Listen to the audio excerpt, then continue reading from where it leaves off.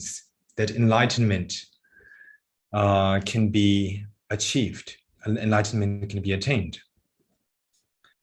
Sentient beings are basically the causes, one of the most important causes for attaining enlightenment. It was taught by Shantideva in his very acclaimed work known as The Way of the Bodhisattva, that the Buddha and sentient beings are equal in importance. The reason why is because by listening to the Buddha's teachings, by following the Buddha, by having devotion in the Buddha, and so on, one can attain enlightenment. The Buddha is the guide who shows us the path, which if we follow, we can attain enlightenment. And therefore, the Buddha is one of the main causes for attaining enlightenment. But not only is the Buddha one of the main causes, but also sentient beings. And they are also one of the most important causes for attaining enlightenment, because sentient beings are the sort of like the object of our compassion. It is because that sentient beings who suffer exist that we can have an object to practice compassion. And compassion is one of the most important causes for attaining enlightenment. Without compassion, we cannot attain enlightenment. And without sentient beings, there are no objects to practice compassion. And so therefore, in that way, first of all, to sort of explain the connection between, the connection between sentient beings and enlightenment. The most important, of course, there are many causes to attain enlightenment, but the most important cause among all causes of attaining enlightenment is the bodhicitta, the mind of enlightenment in which one wishes to attain enlightenment for the sake of all sentient beings. Now, the cause of bodhicitta, or the mind of enlightenment itself, is compassion. Without compassion, bodhicitta cannot be born in one's mind. So one needs to have compassion.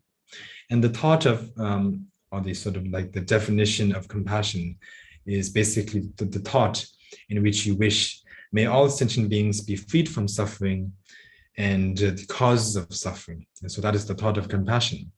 And so therefore, we need sentient beings in order to practice compassion, in order to generate compassion. Without sentient beings, there's no object to practice compassion. And without sentient beings, there is no purpose to attain enlightenment, because the whole purpose of attaining enlightenment is to attain enlightenment for the sake of all sentient beings, to help them, to pull them out of suffering and to deliver them to the greatest state of happiness.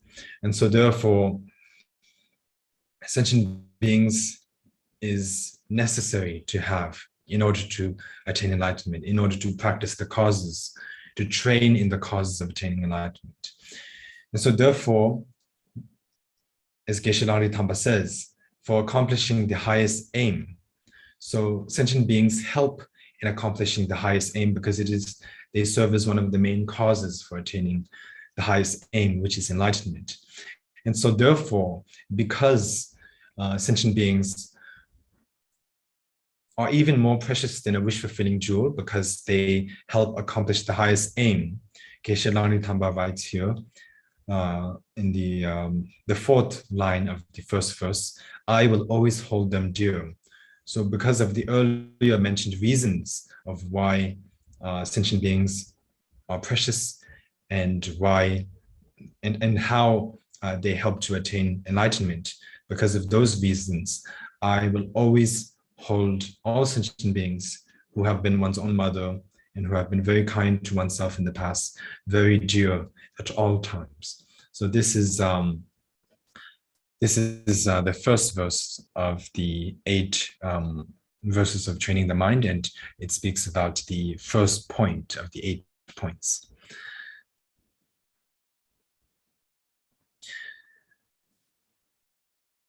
Following that, we have the second verse. Whenever I am in the company of others, I will regard myself as the lowest among all, and from the depths of my heart, cherish others as supreme. So is the second point. And here Geshe Langtamba is basically saying that for a practitioner, a mind training practitioner, it is very important to consider others as greater than oneself, and to consider oneself always at all times as lower than others, whether it be in education or knowledge or experience and so on, anything.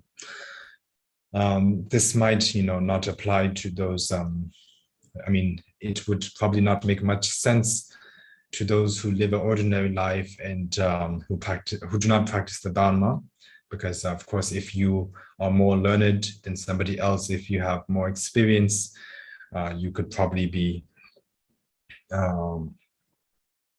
you would have more reasons to think of yourself as being more high.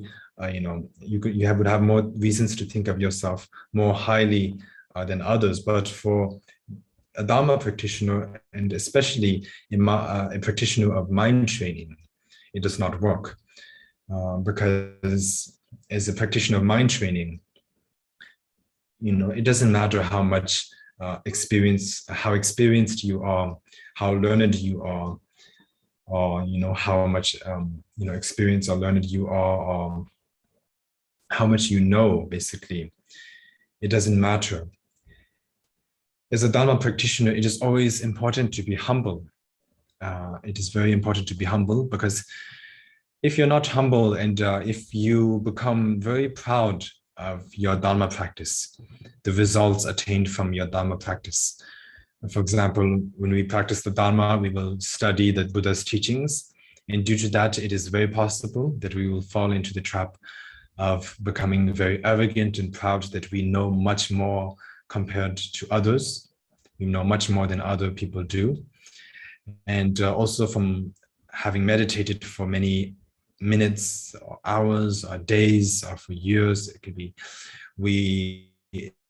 it is also very likely that we will fall into the trap of thinking that I am a great Dharma practitioner and everyone else is much more inferior than me. It is very likely that we will fall into that trap as well. So if we, let ourselves fall into such traps as Dharma practitioners, then we have failed as Dharma practitioners. And in the end, you could say the medicine has turned into poison, because the whole point of practicing the Dharma is to become a better person. Of course, it is to become more learned, and to not just to become more learned. Of course, we need to become learned by generating wisdom. And we also need to be very compassionate, become very compassionate through our Dharma practice by generating loving kindness, compassion, and bodhicitta, and so on. But, if in the end, all of the Dharma practice just leads to pride and arrogance, then the medicine has turned into poison. The medicine, the Dharma, which is like the medicine, has turned into poison. And then, it doesn't benefit oneself, and it certainly does not benefit others. And so therefore, we must always be aware of that and be on the lookout for that, and to make sure that we do not fall into such traps as Dharma practitioners. So, all of these 8 points, it must be understood that Geshe Langtamba, he himself practiced these daily. So he is, of course, introducing these practices to us. He is saying that I have practiced these, all of these practices. It must be practiced by all practitioners who are focusing on mind training practice. And it must be practiced at all times. He is saying that I myself practice these, but not only do I practice these right now, but may I also be able to successfully practice all of these in the future as well. And also may all of my followers, my disciples, also follow these teachings. So it should be understood in that way. So once again, to get back to the second verse, Geshe Langtamba says, whenever I'm in the company of others, I will regard myself as the lowest among all. So, because we are human beings and we need to socialize, it never works to live alone. It's natural in life to socialize.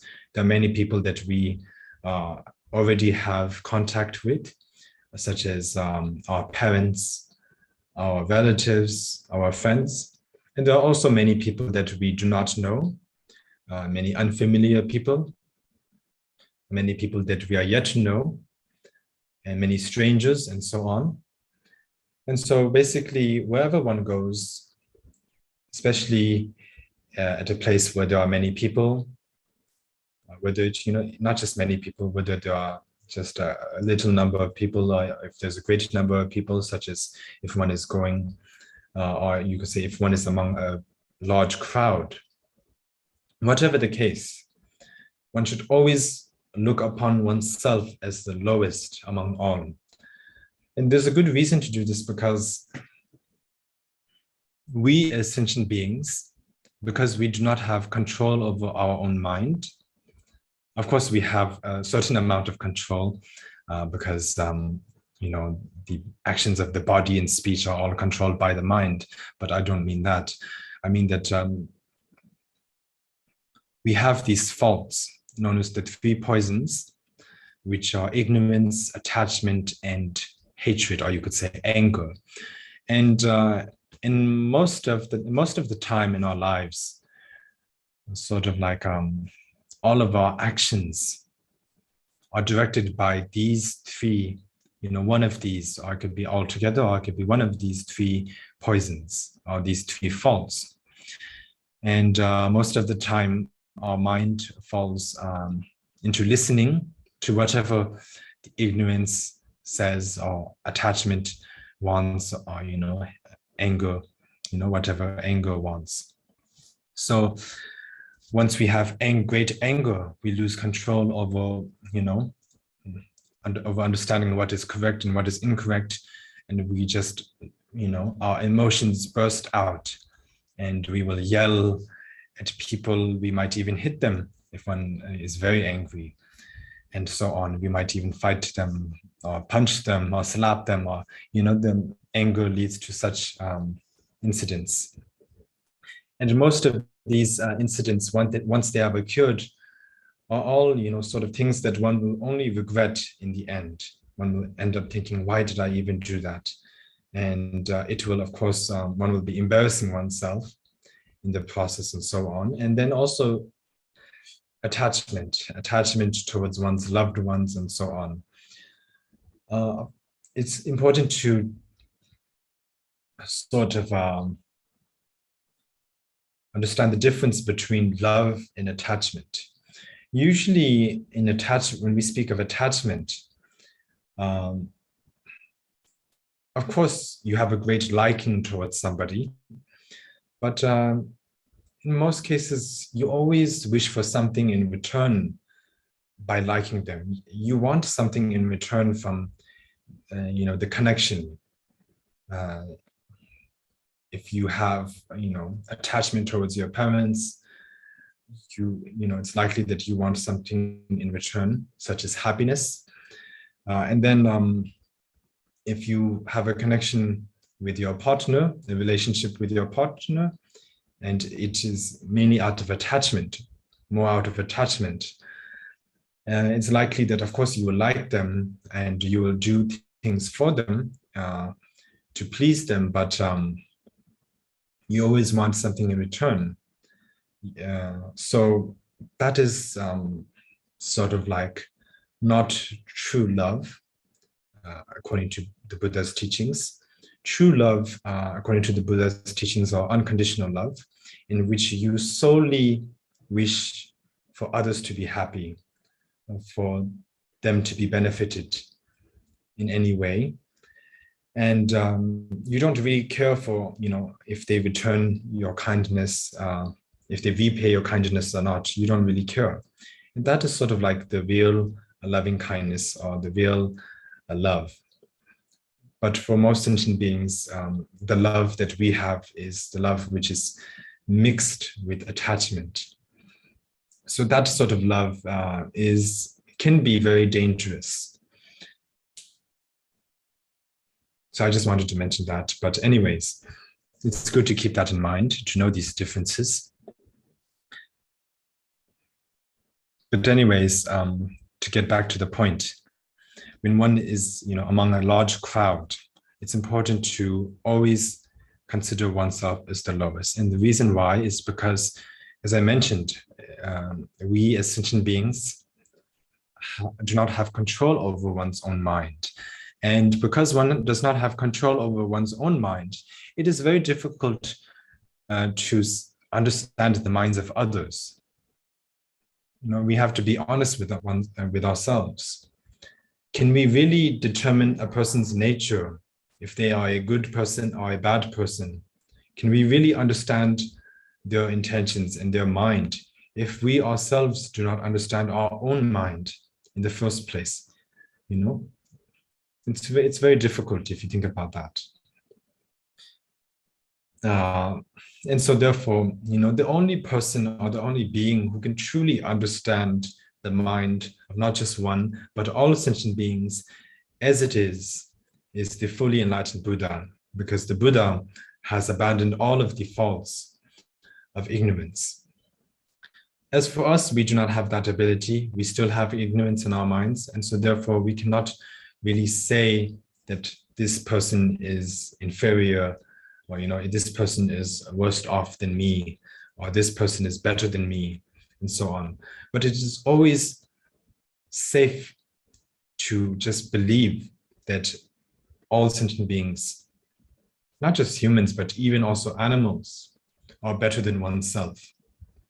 Because it's always safe to think in that way, because, as I mentioned, we cannot determine the mind of sentient beings. So if we cannot determine, and yet we try to determine a sentient being and label a person as a bad person, a fraud, or so on, as a liar, and so on, it could be dangerous, very dangerous for oneself if we are wrong about them.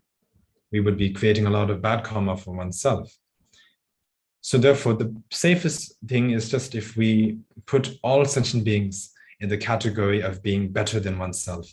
And if one puts oneself in the lower category as being, inferior than others. And as I said, you should not only look upon sentient beings such as humans in this way, but even animals, because sometimes animals, we don't know if they are really as they seem to appear. Sometimes animals can be even emanations of Buddhas and Bodhisattvas. And such an example would be from the story of Arya Asanga, who meditated on the Bodhisattva Maitreya for many years. And,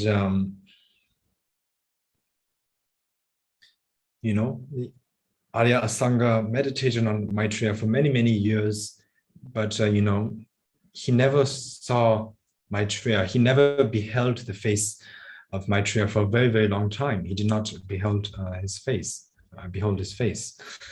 And one day,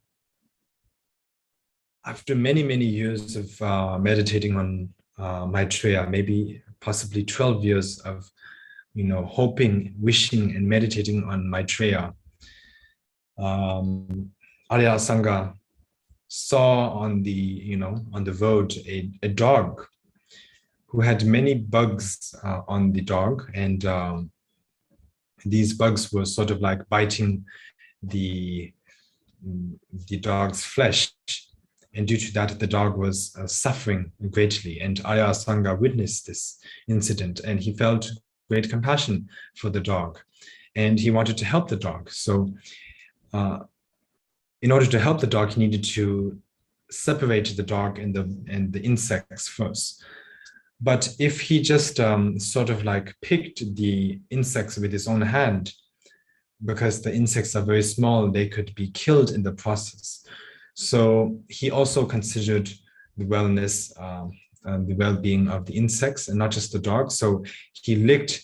He was a great bodhisattva. So he was courageous enough to lick the dog, and by licking the dog with his tongue, he picked up all of the insects and separated the insects from the dog. And due to that great act of compassion, he was finally worthy enough, or he had finally, you could say, accumulated enough merit to behold the Bodhisattva Maitreya.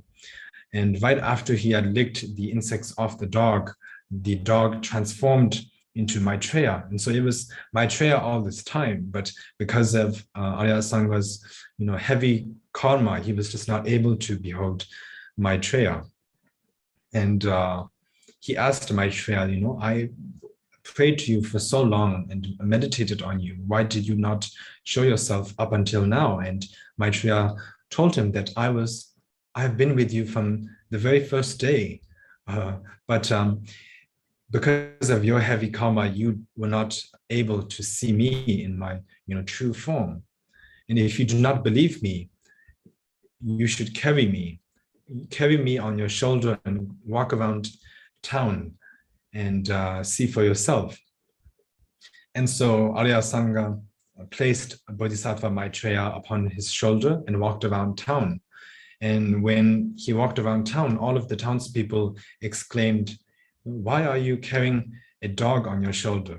And so every person that he met in town said that, "Why are you carrying a dog on your shoulder?" And so, from this story, we can understand that, sometimes not all things we see are as they appear. Sometimes animals can be emanations of Buddhas and Bodhisattvas to test us, to test our practice. And sometimes also Buddhas and Bodhisattvas may emanate as even beggars on the roads to give us the chance to practice generosity, or you could say charity, and so on. And the activity of Buddhas and Bodhisattvas is beyond really the understanding of sentient beings. So therefore they act for the benefit of sentient beings in various ways. And so therefore, because we cannot really understand the nature of sentient beings or the nature of the Buddhas and Bodhisattvas, it's always good to be safe and be on the safe side and just categorize them as being greater than oneself. And so therefore, Geshe Langri Tamba writes, "And from the depths of my heart, cherish others as supreme." And so therefore, it is due to these reasons that one should always, cherish others as greater than oneself, and not just cherish them because one has been told to by Geshe Langri Tamba, but because there's good reason to. And so one should cherish all sentient beings as supreme from the very depths of one's own heart. We now come to the third verse. It reads, "In my every action, I will watch my mind, and the moment destructive emotions arise, I will confront them strongly and avert them, since they will hurt both me and others." So here, Geshe Langri Tamba is saying that at all times, whatever action one is doing, whether it is eating, walking, sitting, resting, working, whatever one is doing, one should watch, one's own mind at all times. One should keep a good watch on one's own mind. And the reason one should keep a good watch on one's own mind is because, we do not have control over one's mind, and because we have been associated with the destructive emotions such as ignorance, attachment, anger, which I've mentioned before. These, poisons or faults can appear in one's, these faults can arise in one's mind suddenly, so suddenly. And if we are not careful, once these faults have arisen in one's mind, it is likely that our actions will be directed by these faults, and due to that, it will eventually lead oneself to have great regret. So therefore, the reason why we must keep a watch on one's own mind is in order to stop these emotions, in order to recognize these emotions so that we may stop these emotions the moment they arise, so that it does not become too late in stopping them. It's important that, for example, as Dharma practitioners, and especially mind training practitioners, we look at one's own mind. It's basically like putting, in our daily lives, we have a mirror in front of oneself, a mirror to look at our own face. So the main mirror for Dharma practitioners is the mirror of mindfulness. The practice of mindfulness is the mirror for Dharma practitioners. It is the mirror in which they can look into their own minds and examine their own thoughts. So, and the reason, as I mentioned, to do this is to catch the thought the moment they arise. And I would like to put an example here in relation to this. For example, you can consider a thief which has entered one's house. So a thief may enter one's own house, and if we do not recognize the thief as a thief the moment the thief has entered one's house, later it will be too late once they have stolen something valuable, a valuable object of from one's house. It will be too late, and there will only be regret in the end. But if you are able to recognize the thief the moment they enter one's house and stop them before they commit the act of stealing, then there will be no regrets of losing some valuable object or anything like that in the end. So likewise, for Dharma practitioners, it's similar. We should, the destructive emotions like ignorance, attachment, and anger are like a very sneaky thief. We need to just recognize these destructive emotions as being false the moment they arise in one's mind, and stop them from further sort of progressing, and abandon them the moment they arise, before it causes too much destruction and before there's only regret left. So therefore, that is a good example which can help in better understanding this verse.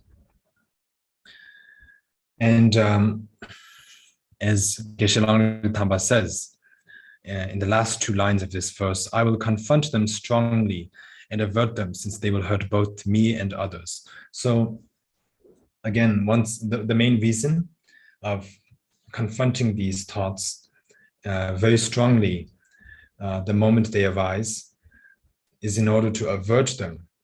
Because if we do not avert them, and if we let it stay in our mind, the destructive emotions stay in our mind, it becomes sort of like the destructive emotions such as anger and attachment become more powerful minute by minute.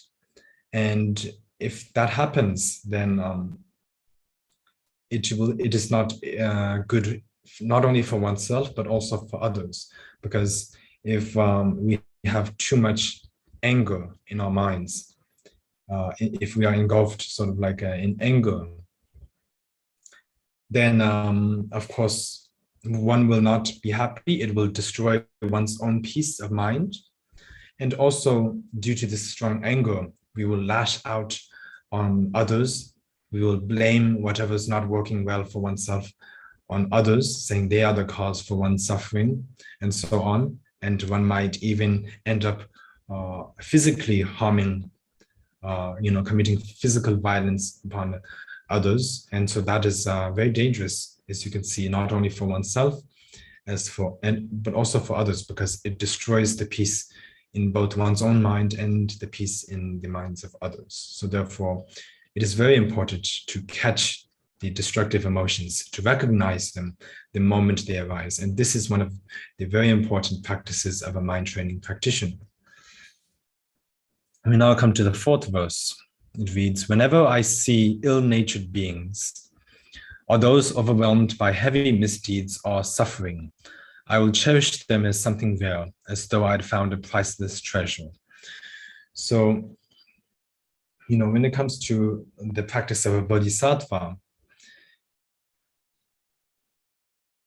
of course, it is very important to associate oneself with good friends, with good Dharma teachers, with good friends who serve as an example to become a better human being and, of course, a better practitioner. But we should also not ignore the great number of sentient beings who are suffering and who commit heavy, bad karma, or you could say misdeeds. We must feel compassion towards them and not abandon such sentient beings, but we must also always try to help them.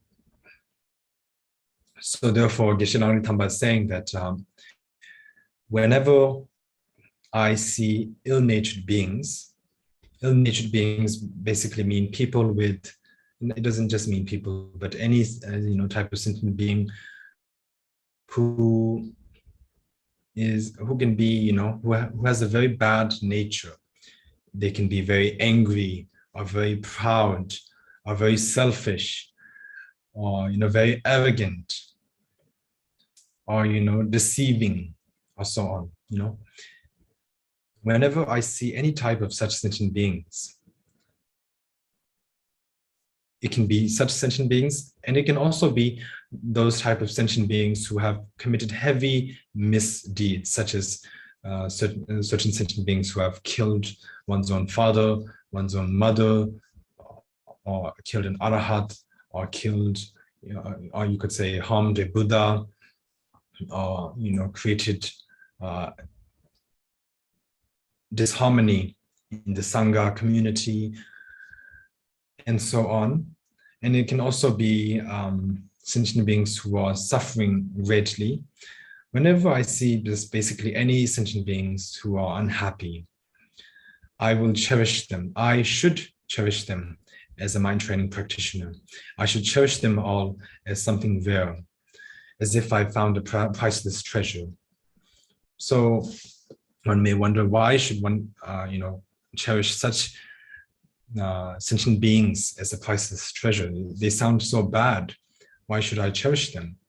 I mean, if I don't ignore them, at least why would I, still have to cherish them? One may wonder.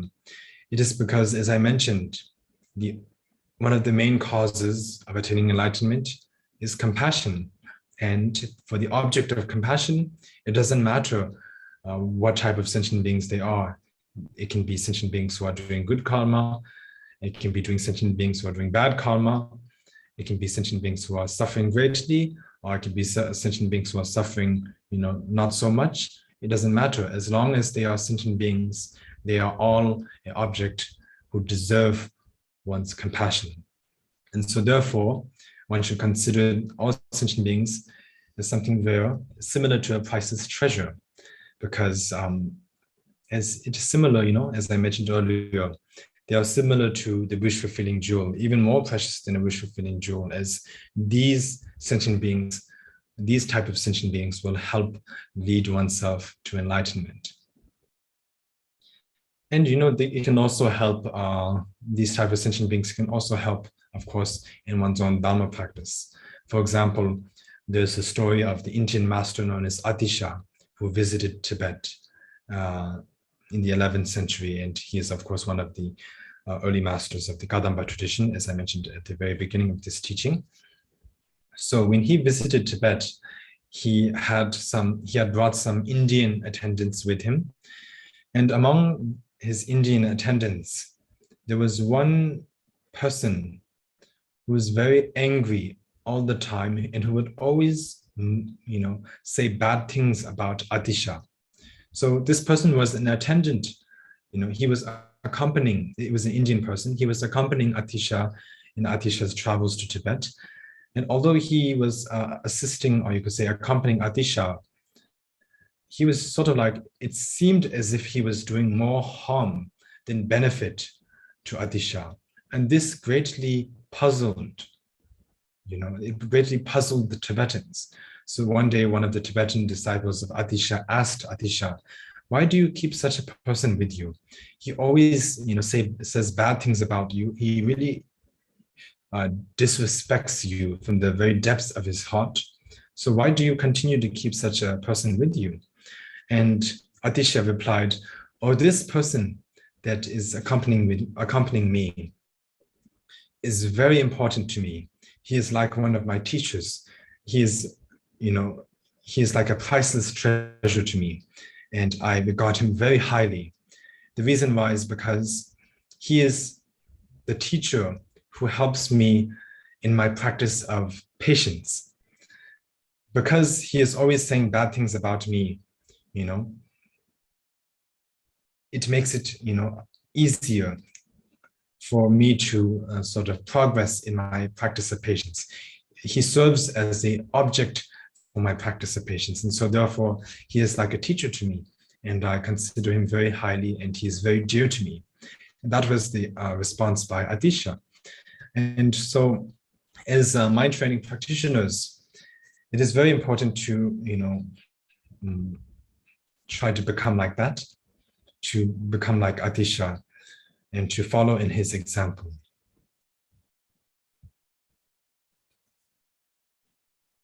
So with this, we have completed the 4th verse. We now come to the 5th verse. Whenever someone out of envy does me wrong by attacking or belittling me, I will take defeat upon myself and give the victory to others. So the main lesson of this 5th verse is basically saying that for bodhisattvas, one of the important practices of a bodhisattva is to always give victory to others and take loss upon one's own self. And so to explain this, Geshe Langri Thamba is saying that whenever, at all times, whenever somebody out of great envy, or you could say out of great jealousy towards oneself, they may attack oneself by saying things that are not true about oneself. For example,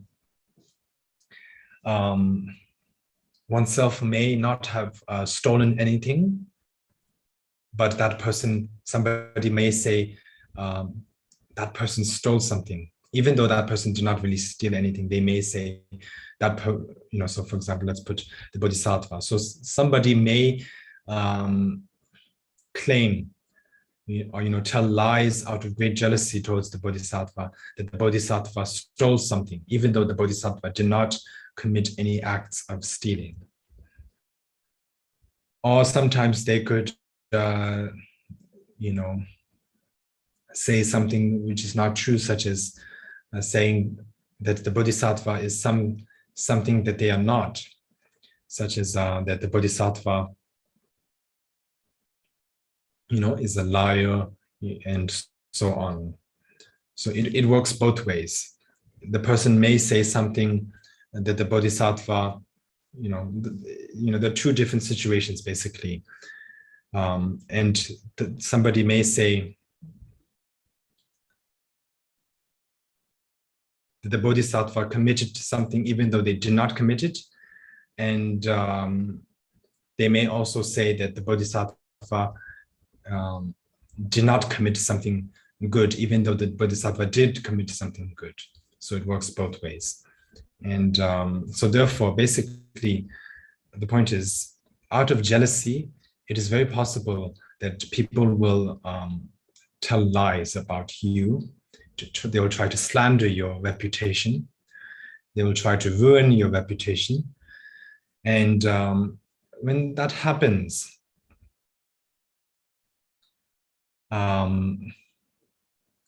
for the bodhisattva, the best thing to do is to let them take the victory, let them be happy with what they have said, and to take any defeat, just accept whatever they say, whether it be a bad, even if whatever they claim is wrong, and that is wrong.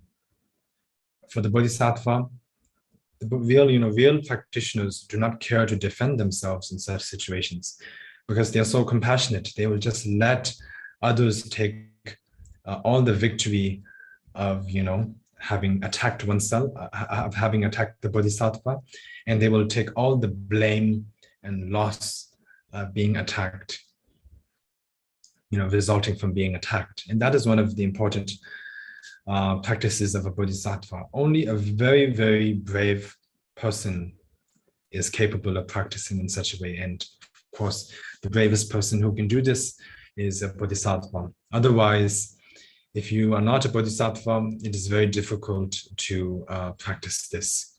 And of course, in society, it is taught the opposite, that if somebody says something wrong about you and it's not true, you need to defend yourself and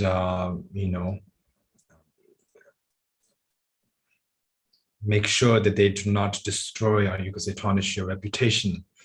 And even if you need to go to court, you need to go to court and win the case and prove them wrong, and you need to take the victory and so on.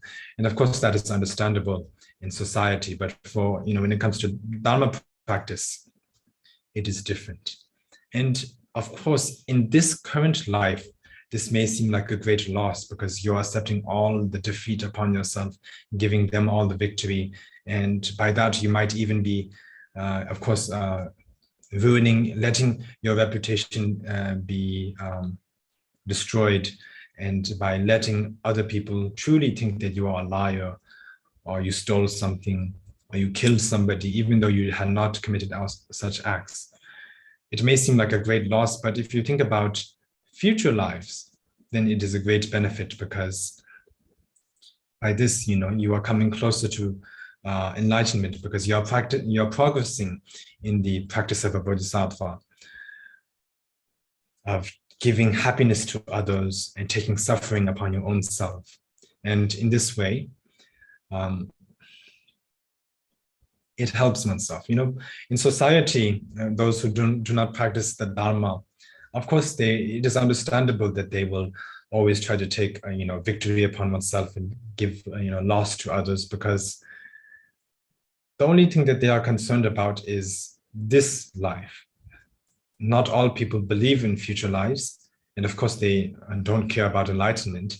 So since they just care about this life, of course, it is understandable that they would, want to make sure that they are happy in this life. And in order to be happy, they must make sure that nobody ruins or destroys their reputation. But for a Dharma practitioner, as the Buddha taught, of course, it doesn't just apply to Dharma practitioners, but the Buddha said that in reality, the situation in samsara is that it's not just this life, but future lives also exist.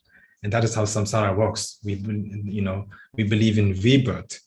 So we believe in past lives, we believe in the present life, and we believe in future lives. And so therefore, it's very important that we don't just look at the benefit in this life, but we look to the benefit of future lives.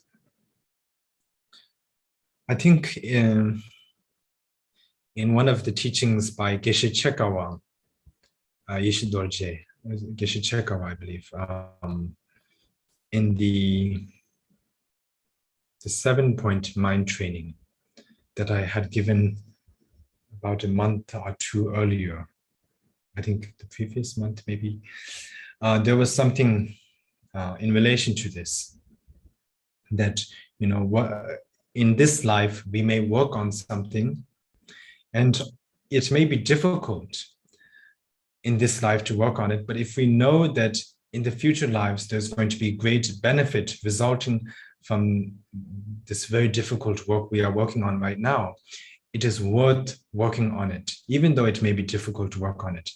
Because, if by understanding that it benefits oneself in the future, one should work on it now, even if it's difficult. And he said that some type of works are like, it is easy to work on it now, but it does not bring much benefit in the future. And for such types of work, we should not work on it. Because not, all easy works should be worked on, because not all easy works lead to great benefit. So especially if one is working on something right now and it is easy to do it, but it won't bring much benefit in the future, Geshe Chekawa recommended that we do not continue with such work. But if we are working on something right now, it's very difficult to work on it, but we know that it will bring great benefit in the future. We must work on it. So it sort of like has sort of like a small connection with what we are speaking on right now. It may be difficult in this life to take all the blame upon oneself, even though one is not wrong, to be accused for doing things one has not done. But if we are thinking about future lives, there's much benefit. And so therefore, in consideration of the better future, it's worth it, taking any blame or difficulties, hardships, and so on in this lifetime. And so this is the main lesson of this verse. So here, okay, I think that should be good enough for this verse. And then to continue with the 6th verse now. Even when someone I have helped or in whom I have placed great hopes mistreats me very unjustly, I will view that person as a true spiritual teacher. So the main lesson of what Geshe Langri teaching here is that bodhisattvas, the main work of bodhisattvas is to help others. And by helping others, of course, many times the people who we have helped may repay our kindness, and that is great if they do. But in many cases, there will be people who will not repay one's kindness. And in such cases, we should not become unhappy. We should not be angry. We should not be disappointed. We should not abandon such people. But we should rather consider these type of people highly, similar to a true spiritual teacher. So to explain this in greater detail, Geshe Langri is saying that, for example, a bodhisattva may have given, may have helped somebody greatly. It can be financially, it can be, by giving the Dharma teachings and so on. So, for example, there may have been a very poor person who was doing very bad in life. And then the bodhisattva notices this person. They feel great compassion towards this person. They wish to help this person, and then they reach out to this person and they give them what they lack. So if this person is poor, the bodhisattva may give them clothes, the bodhisattva may feed them, and the bodhisattva may make sure that all of the living necessities are complete, that this person does not lack, a decent, does not lack the tools for decent living and so on. And even though the bodhisattva may have helped such a person greatly, it is sometimes very possible that the person that has been benefited by the bodhisattva may turn their backs on the bodhisattva. They may betray the bodhisattva who had earlier helped them. This person may, because they have a bad nature deep down, they may, they may not remember the kindness of the bodhisattva, and therefore will not repay the bodhisattva's kindness. Sometimes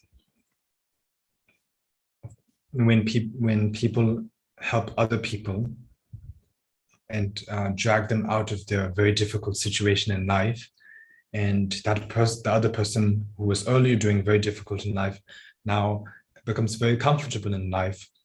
Some such people will later forget the kindness of their benefactor and will become proud that they are doing so great in life, and they do not need to rely on others now. And the person who had earlier benefited them they do not mean anything to me now, so I do not need to rely on them. I do not need to repay them. I do not need to be with them anymore, or so on, or be friends with them anymore, or so on. So, sometimes sentient beings can be very strange, the way we think.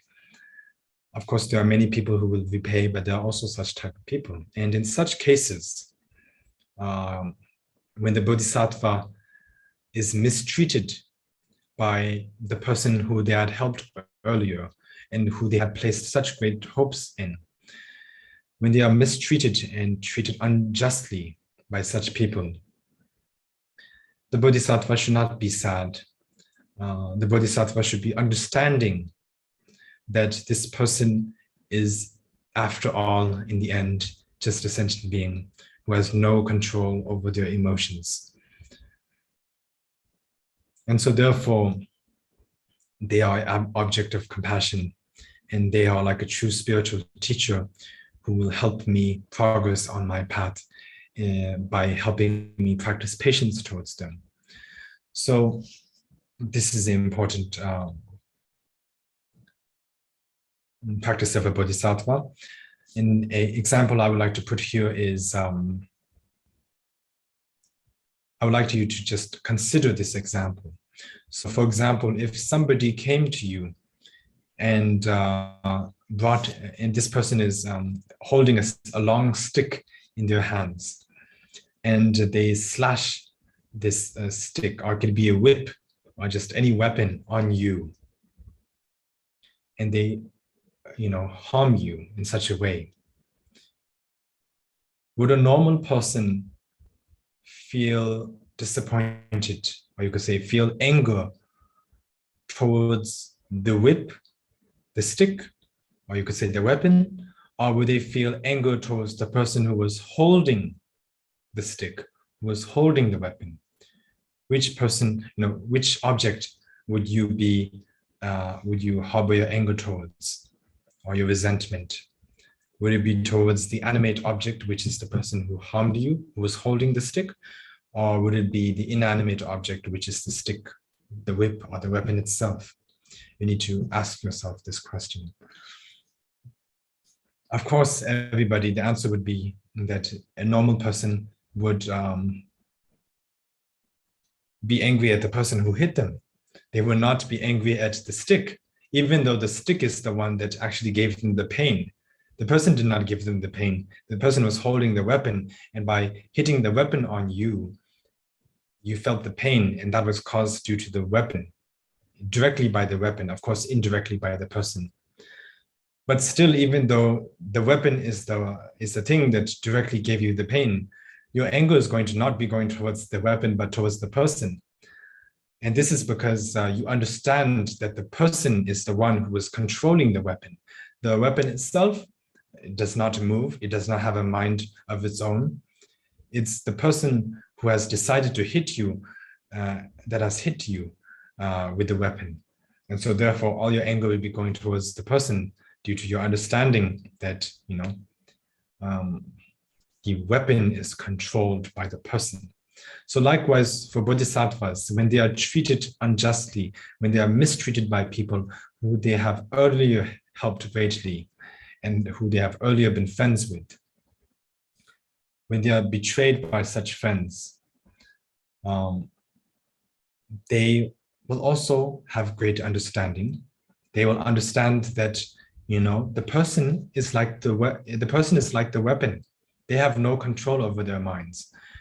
The thing that is controlling the person, or the thing that has led the person to betray you, is the ignorance, the attachment, and the anger in their minds, and that is the main fault. So although the bodhisattva will not be angry at their, three poisons or three faults, they will at least have the understanding that the person has no control over their own thoughts, because the person is in turn controlled by the three poisons. And so therefore, it's not worth being angry at the person, because they do not have control over their minds. And so this is one of the very important practices of a bodhisattva. Now for the seventh verse, it reads, in brief, directly or indirectly, I will offer help and happiness to all my mothers, which is basically sentient beings, and secretly take upon myself all their hurt and suffering. So with this, Geshe-la Thamba is speaking about also one of the most important practices of a bodhisattva, known as Tonglen. It is also known as Dakshin Jewa. In other words, it is known as the exchange of oneself and others. Or you could call it the exchange of happiness and suffering. So this is one of the most important practices of a bodhisattva. So Geshe-la Thamba here is saying here that in brief, many things were said earlier, but in brief, the essence of all of this is directly, it may be directly to the actions of one's body and speech, or it may be indirectly to one's mind, to the actions of one's mind. Both directly or indirectly, I will offer help and happiness to all my mothers. So basically, he is saying that the practitioner, the bodhisattva, should offer all of the happiness that is within their minds to sentient beings who have all been one's mother in one's past lives. And the way one gives help and happiness to others may be directly or indirectly. And the way you can understand directly is by understanding that, as I mentioned earlier, if we see somebody poor, we can practice generosity towards them. We can give them food, clothing, a place to live, and so on. Or we could give them a family and make them happy, and so on. And that is a way to give happiness with one's body, to one's body, as for giving happiness to others to one's speech. It could be saying good things about others, saying pleasant things to others, things that will make others happy, and so on. That is ways we could help others to give them happiness to one's speech. And both of those two ways are to help them directly, or it could be indirectly to one's mind by visualizing that I'm giving all of my happiness towards, to all sentient beings and sharing it with all sentient beings. And so in this way, the bodhisattva should practice. And as Geshe-la Thamba says, and secretly take upon myself all their hurt and suffering. So by this, he is saying that not only should one give to others, but one should also directly as well as indirectly take upon oneself all of their suffering in their bad karma, so that they may not have to suffer. And when we do this, we can understand it directly and indirectly. For example, we can take upon their suffering directly to our body. So if they are facing many difficulties in life, living difficulties, and so on, we can take that upon ourselves and give whatever, comfortable, we can give them the comfortable life that we earlier had, and exchange our comfortable life in their difficult life, and do this exchange of happiness and suffering. And also, if it's, we can also directly take upon their suffering to our speech. And for example, if there's a bad rumor about other people, we can take upon that bad rumor and say that it's not them, it was I who did it. And, take all the blame upon oneself. And by that, we can relieve them from their suffering, even though, oneself had not done anything wrong. We can still take the blame upon oneself as a bodhisattva. And let one's own reputation get ruined, of course, as long as it fixes the reputation of others. That is the practice of a bodhisattva. And indirectly, of course, it comes back to the visualization. earlier we visualized that we give all of our happiness towards others. And now we visualize that we take all of their suffering and it comes into oneself, and so that they do not need to suffer. And they can instead enjoy all of one's own happiness that one has given them, in which one has exchanged. So in this way, the Bodhisattva must train. And so this is very important. There is a saying in The Way of the Bodhisattva by Shantideva that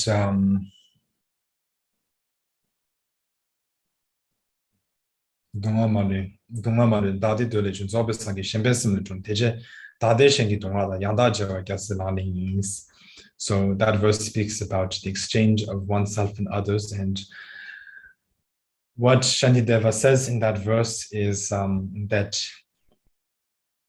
all of the suffering that sentient beings, suffer, the main reason why sentient beings suffer or they have suffering is because they are always just wishing for their own happiness. They don't care about others. They just want to be happy. And so because they only wish for their own happiness, in the end, that leads to suffering for themselves.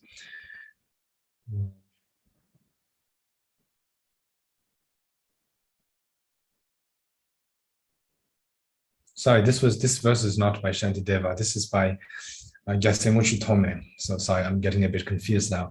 But this verse is by Gyatso Tome and taught in the 37 practices of a bodhisattva. So he is saying that all of the suffering that one has, all of the suffering that sentient beings have, come from the thought of wishing for one's own happiness. And enlightenment, the state of enlightenment, arises from the thought of benefiting other sentient beings. Therefore, exchanging one's happiness and suffering by giving one's happiness to others and taking upon their suffering upon oneself, that is such an exchange of happiness and suffering is the practice of a Buddha. So this is what Gyatso Tome, the great Tibetan and Sakya master, taught in the 37 practices of a bodhisattva.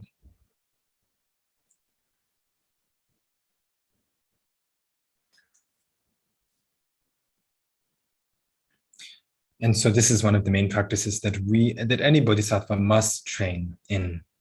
And one may wonder, if one takes upon one's suffering, others' suffering, and gives one's own happiness, then won't one end up in suffering oneself? And won't that just be a loss for oneself? But that's not the case. Only victory only comes by taking loss upon oneself. The law of karma can be complicated to understand, but it is very profound in the way it works. It is difficult to comprehend, but because the Buddha taught that the more you give, the more you get. The more you give, the more you get when it comes to generosity. And that might not make sense to many people, because the more you give, the less you have now, because you've given everything that you've had to others. So wouldn't that mean that you have much less compared to what you had earlier? So what does that mean? That doesn't make sense. But of course, we must not forget that it's just not all about this life, but there are also future lives. And in the future lives, it is likely that we will get back. And sometimes it is also possible that we will receive a lot in return in this life itself. So the way karma works is very wondrous, I guess you could say. So we should keep that in mind and not feel discouraged in our Dharma practice.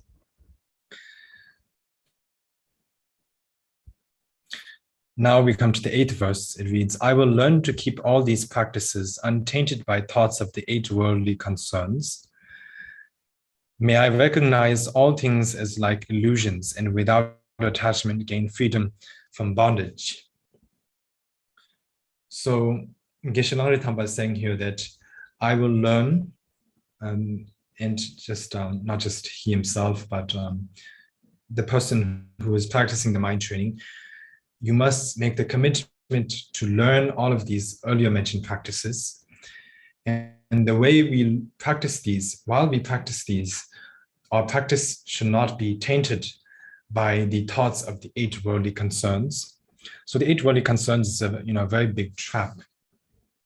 It's also known as the 8 worldly dharmas.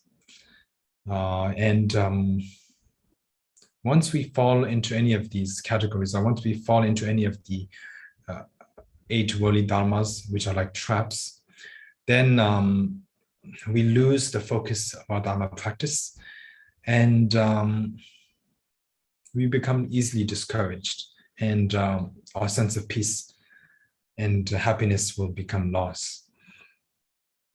So to speak about the 8 worldly dharmas, I'll just name each of them.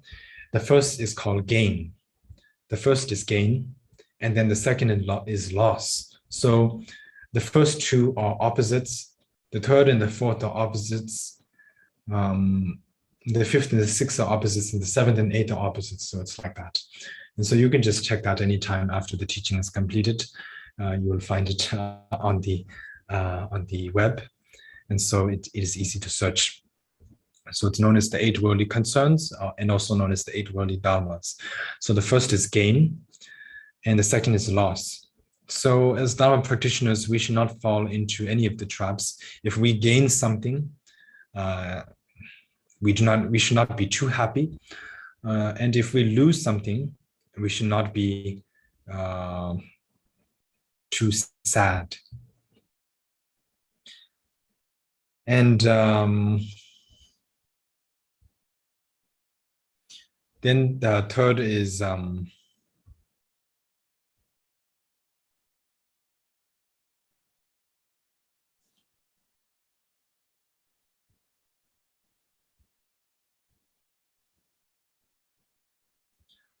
the third,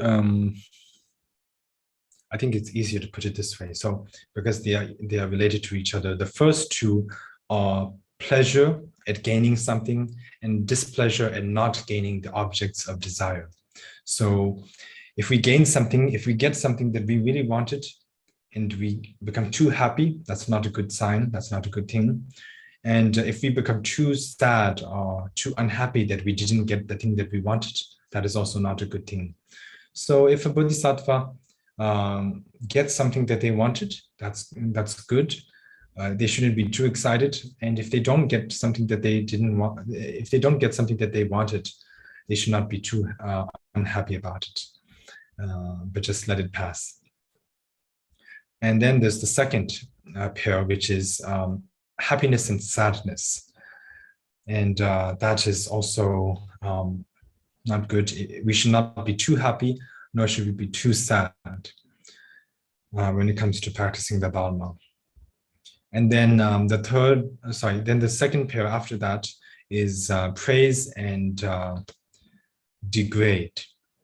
So we should not be too excited if other people praise oneself, and we should not be too unhappy if they say bad things about oneself, as both will just will end up making you lose the balance in your mind. And then the last pair is pleasing and unpleasing speech. Most people like to hear something very pleasing, and they'll become unhappy when they hear something very unpleasing. But a Dharma practitioner, and especially a bodhisattva, should just not really care too much about hearing something pleasant or hearing something unpleasant. So these are the 8 worldly concerns, and we should not fall into the trap of any of these. So Geshe Langri is saying that when we practice any of the earlier mentioned practices that he mentioned, it should not be mixed with the 8 worldly concerns. That's one thing. And also he writes, may I recognize all things as like illusions. And so this means that whatever we perceive in our daily lives, may we see it with wisdom, may we perceive it with wisdom and not with ordinary perception, but see it as being not truly existing, but rather more like a mirage, a sort of like a mirage, or something that is, you could also think of it like a rainbow. A rainbow is very colorful. It has vibrant colors, but if you go to touch it, or if you try to touch it, there's nothing you can touch. In a way, it has no true nature. So likewise, everything we see in life is very colorful. It may be alive. It looks very vibrant, but if we really delve into its true nature, we'll find that everything is emptiness. So therefore, it's good as a bodhisattva. It's important to train oneself in seeing things as similar to an illusion. And this is very important. And when we practice all of the earlier practices, it's important to practice it by understanding that that everything is an illusion, similar to an illusion. And he also writes, and without attachment, gain freedom and bondage. And so when we practice, we should also not have attachment. And by this, he means that we should not be attached to the three spheres. And so the three spheres are the practitioner, oneself, who is oneself. That is the first sphere. The second is the object of one's practice, which is the sentient beings who are suffering. And then the third is the practice itself. It could be the practice of mind training, for example. So when we practice, we should not be too attached. Actually, we should not be attached to the concept that I am the practitioner. That person is the object of my practice, and this is the practice which I am practicing.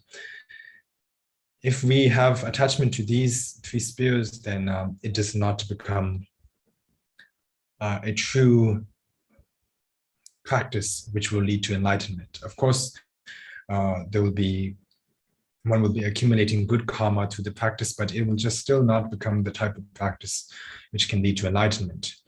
For example, we have the 6 perfections, which are the main practices of a bodhisattva. So that is generosity, moral conduct, patience, and diligence, meditative concentration, wisdom, and those are the 6 perfections. And if you give, of course, that is generosity. It is good. By doing that, you will be accumulating good karma. But if you are attached to the thought that I am the person, I'm the benefactor, I'm the person that I'm giving. This is the person that is receiving the gift. And this is the gift that is being given. If you have such attachment to the 3 spheres, then the practice is generosity, but it does not become the perfection of generosity. And because it is not the perfection of generosity, it does not become a cause to attain enlightenment, and so on. And so similarly, these practices should also be without attachment. And if we can practice these without attachment to the concept that I am the practitioner, this is the object of my practice, and this is the practice itself, then the whole practice, all of the practices that we perform will be a perfection. It will be a cause for attaining enlightenment. So we must also make sure that our practices are without attachment to the 3 spheres. And so therefore, Geshe Langri Tamba is saying that when one practices all of these practices, if one practices without the 8 worldly concerns, without the taints of the 8 worldly concerns, and if we practice while recognizing all things as being similar to an illusion, and if we can practice without attachment to the 3 spheres, then we can gain freedom from bondage, which is basically ignorance and the 3 poisons and so on. We will be free from such bondages in the end, and we will attain liberation, which is basically complete enlightenment. So as I mentioned earlier, these were taught by Geshe Langri Tamba. He claims that, and it is true that he himself practiced all of these 8 points. He prays here that he may not only be able to practice these now, but also in the future. And he encourages his followers to practice these teachings as the hot essence. So with this, I've completed the teaching on the 8 verses of training the mind. And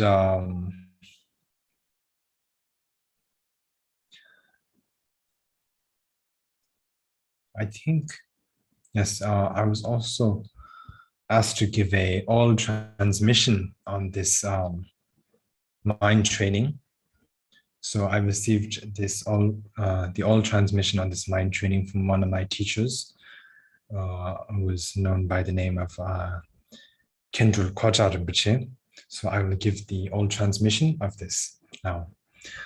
Lojong Tsige Mashu so Dani Simje Tamje La Ishino Lela Be Tenshu Dribe Samba Ye Dadu Jeba Zimba Sho Kanzo Sudan Drobe Tse Dani Kunle Mendashin Shenla Samba Taba Ye Chodu Jeba Zimba Sho Junlam Kundu Rangula Dojin Yomon Gema Ta Dashin Marun Chebena Zentab Doni Dobra Sho Rajing in Be Simje Nam Didu Chabun Tongse Rinjinde Da Cheba Shin Yebra Gawi Jizin Sho Dala Shingi Tadogi Shiguru Laso Miribe Kankarangi Lembadang Jagashin la Bulwasho, Kanadagi Pentabe, Rewachewa Kanshiki Shindomiri, Nujenang, Shinyan Tamba Tawasho, Donang Musum Gibai, Pende Manam Kunla Bulu Mai, Nedandunga, Sawe Dala Lembrasho, Tedakundian, Chugegi, Dobitime, Mabashin, Chugunguma, Shebelu, Sheme Chinwa Ledolosho, Jabadini Geshin, Lang Tamba Doljisingi. So with this, I've given the oral transmission on this teaching. And along with this, I was asked to give some advice on meditation, because Sangchen Norbu Ling is a very secluded place, and all of the practitioners are focusing solely on meditation, and they are far from the distractions of the city. And it is, of course, a very secluded and wonderful place to practice. And they were asking for some advice or tips on meditating. And so I will give some tips on meditation. So the tips that I will give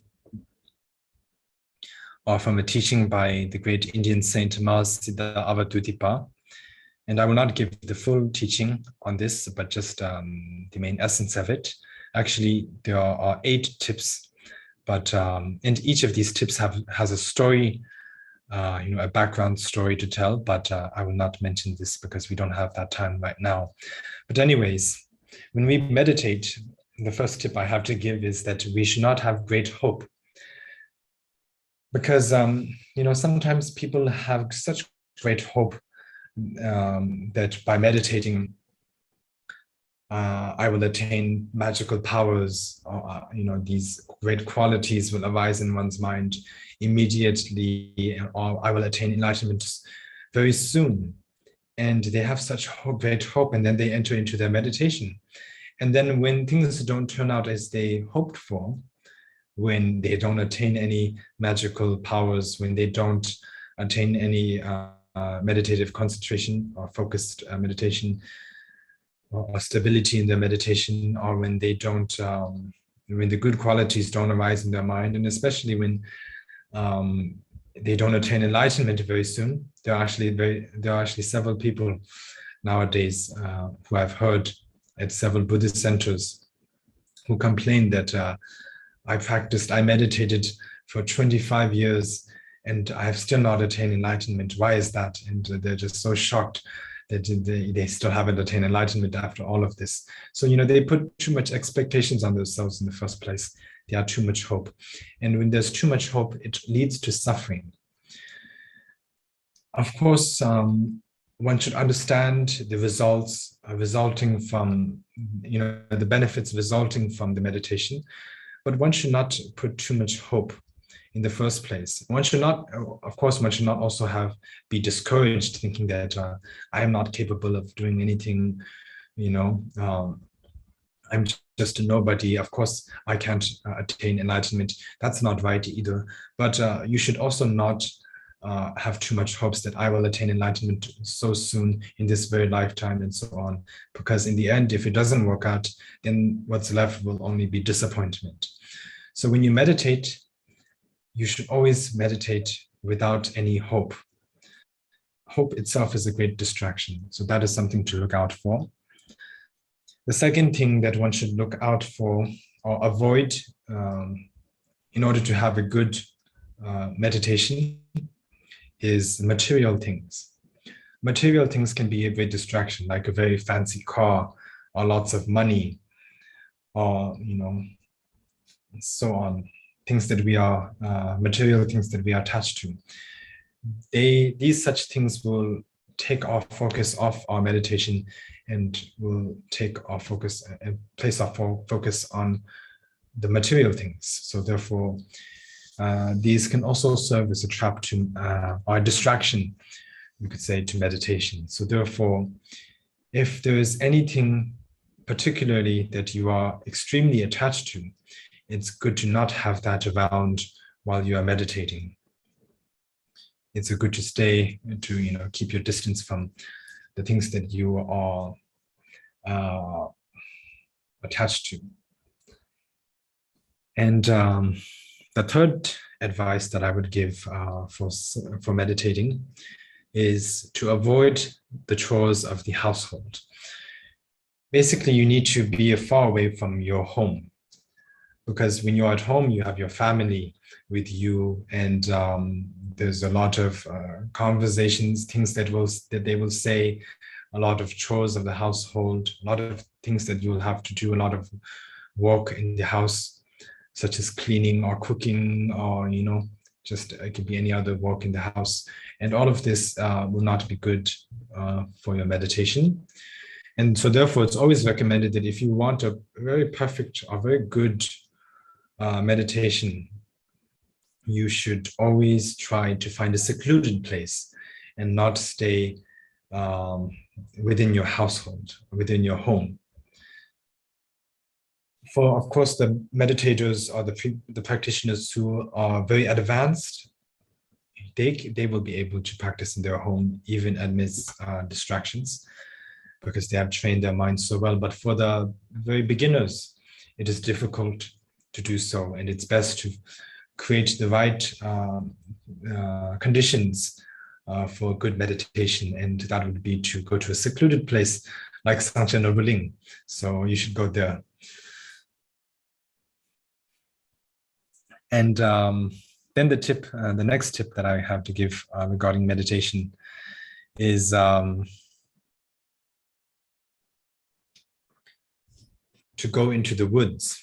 But it, of course, doesn't have to be going just into the woods. It can be going to the hills, as long as it's not like near a city or, a very busy place. The main reason why we must, as I mentioned earlier, why we must stay away from the household is because there's a lot of work in the household. And that also becomes a distraction, as I mentioned, to one's meditation. And so therefore we need to go to a secluded place. And now what Master Avadutipa says is the secluded place that we go to. What kind of secluded place one should go to is the woods, because it is very peaceful in the woods. But when we say that, we don't mean the woods which have very wild animals and very poisonous sort of snakes, and woods that are very dangerous. We should avoid such woods, but go to the very safe woods to practice, and maybe pitch a tent and stay there for a night or two and try some meditation in the natural atmosphere of the woods. But it doesn't have to be woods necessarily. One can also go to a very secluded hill and practice meditation there as well. As long as it's secluded and there are very sort of like gentle animals, not too much wild animals, and in such a place one should seek in order to practice meditation.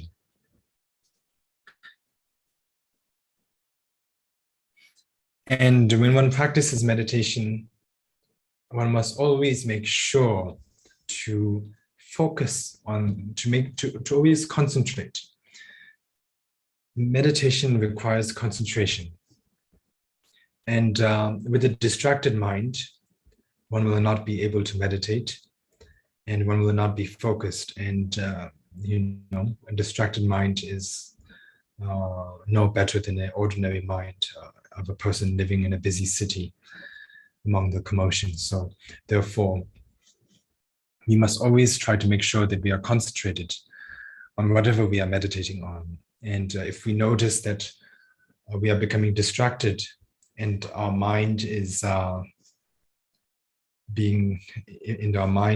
wandering everywhere, we must bring it back with our mindfulness, with our attentiveness. We must bring one's wandering mind back to the present moment and let it concentrate once again upon the object of one's meditation. So that is necessary. Actually, it's just not meditation, not only meditation, but whatever Dharma practice we do, we should always be concentrated. There's a saying,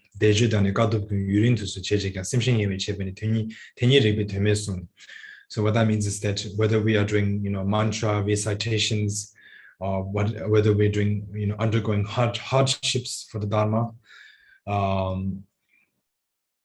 if we do such things for a very long time, however long it may be, if we do it with a distracted mind, then there's no benefit. There will not be any benefit in the end, or not any great benefit in the end. And that was taught by the Buddha, that there's no great benefit in whatever Dharma practice you do if you do it with a distracted mind. So it's always important to do it with a concentrated mind. And that applies to meditation, of course, as well. And the last advice that there is to sort of meditate alone.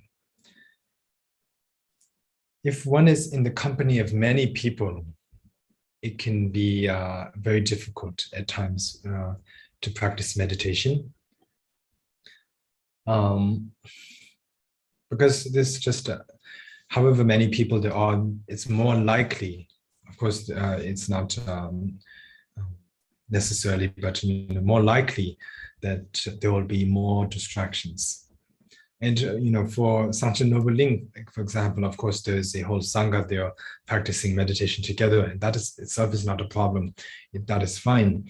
But when you're in the actual meditative session, it's good to meditate separately. And for that, during my last visit, I did notice that each person has their own separate sort of like huts. So that is fine. It works. That is good. And that's a good thing that you have your separate huts for the meditation. And then time to time, of course, you can gather in the large round hall you have and discuss the Dharma together.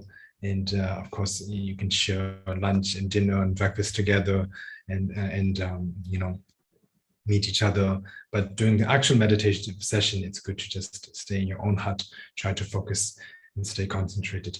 So that is all of my advice on regarding meditation. So thank you. And now following this, we will recite some dedication prayers of dedicating the merit, because through giving Dharma teachings, there's great merit for the teacher, and there's also great merit for all of you who have been listening to the Dharma teachings. And we must not let all of these merits that we have accumulated go to waste. So therefore, we must dedicate it, and we must dedicate it towards the enlightenment of all sentient beings. So basically, that means that we must pray that may all the merits that I have accumulated from receiving the teachings today serve as a cause for all sentient beings to temporarily be happy, to be endowed with happiness, and be freed from suffering. And ultimately, may all of the merit that I have accumulated today serve as a cause for all sentient beings to attain perfect and complete enlightenment. And so for this, I will now recite the dedication merit. Se lama di tam je si pa ni to ne ni be da na pam je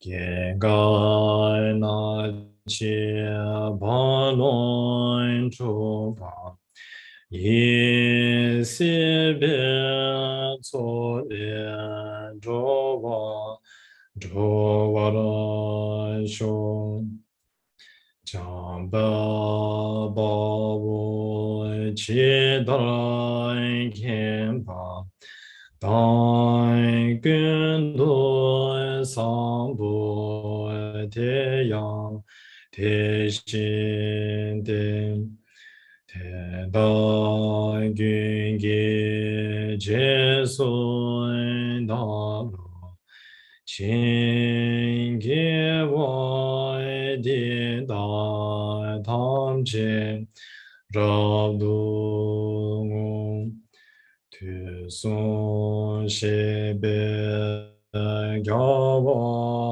tam je ye mo wai kan lai cho du ma ba ti da ge ge we za wai di ge kyang sang boi che che ra du ngo wa ra gi chang chu gyo we gyo ba chu gyu ba ke zhu ya zi yong su kang we ne ka ri chu di den ba san zi ba sa ya ba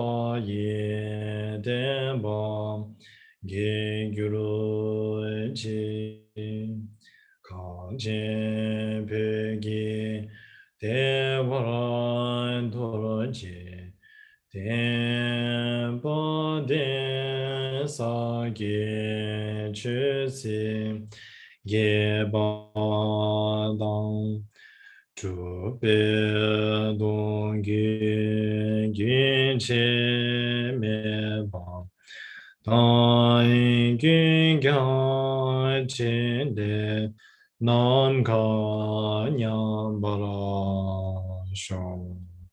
So with this, we have completed the dedication and merit. And once again, I would like to thank Sangchen Norbu Ling for requesting and organizing this teaching, and also to Sakya friends as well for organizing the translation of this teaching into, I believe, 12 different languages. And so I would like to thank all of the translators here for all of the effort you have put in making these teachings available in the many different languages. So from the bottom of my heart, I would like to offer my many thanks and gratitude. Thank you. Rinpoché, thank you very much. Quisiera, si es posible, hacer las plegarias a los gurús, a los maestros, y después finalizamos. For you.